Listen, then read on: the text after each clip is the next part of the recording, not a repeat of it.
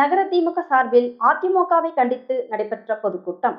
ராணிப்பேட்டை மாவட்டம் பொள்ளாச்சி அவலத்தை மறைக்க அரக்கோணத்தில் அதிமுக நடத்திய கபட நாடகத்தை கண்டித்து பொதுக்கூட்டம் பழைய பேருந்து நிலையம் அருகில் நடைபெற்றது.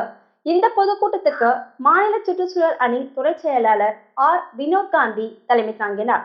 நகர செயலாளர் வில், ஜோதி ஒன்றிய செயலாளர்கள் தமிழ்ச்செல்வன், எக்ஸ் எம்எல்ஏ நெமிலி ஒன்றிய செயலாளர்கள் பே. வடிவேலு, எஸ்ஜிசி பெருமாள் மற்றும் செயற்குழு உறுப்பினர் கண்ணையன் ஆகியோர் முன்னிலை வகித்தனர். மாவட்ட இளைஞரணி அமைப்பாளர் ஈஸ்வரப்பன், எம்எல்ஏ மாநில மகளிர் அணி பிரச்சார குழு செயலாளர் சேலம் சுஜாதா ஆகியோருடன் சுந்தரமூர்த்தி, சிவானந்தம், துரைமஸ்தான் ஆகியோரும் பேசினர். நகர நிர்வாகிகளான அவைத்தலைவர் துரை சீனிவாசன், துறை செயலாளர் கோவா தமிழ்வாணன் உட்பட அன்பு லாரன்ஸ், நந்தாதேவி, ரமேஷ் பாபு, ஹரிகிருஷ்ணன், ஆர்.கே. லிங்கம், தமீன் அன்சாரி, பாலகிருஷ்ணன் மற்றும் முன்னாள் மாவட்ட இளைஞர் அணி துணை அமைப்பாளர் ராஜ்குமார், எம்.கே. சிவா, சரவணன், பிரசாத், ஜனீஷ்குமார், பி. மூர்த்தி, டி. அன்புடில்லி பாபு, டாக்டர் கே.ஜி. கிருஷ்ணமூர்த்தி, இ.கே. ராஜா, எழில் உட்பட பலர் திரளாக கலந்து கொண்டனர். ஒன்றிய செயலாளர் பசுபதி நன்றி கூறினார். நிலவன் டிவி செய்திகளுக்காக அரக்கோணம் செய்தியாளர் ரவி.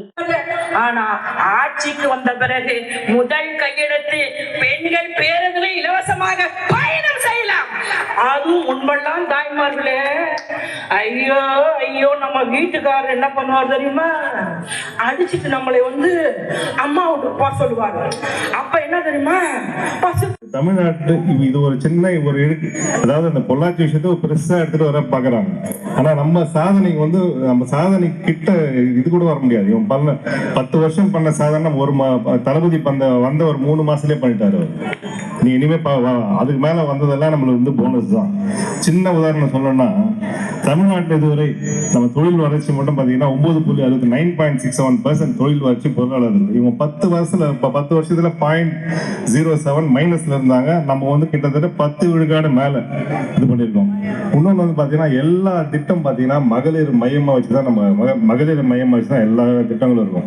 உதாரணத்துக்கு எல்லாருக்குமே தெரியும், மகளிர் உரிமை தொகை திட்டம், இலவச பேருந்து, விடியல் பயண திட்டங்கள், அப்புறம் மாணவ சமுதாயத்துக்கு புதுமை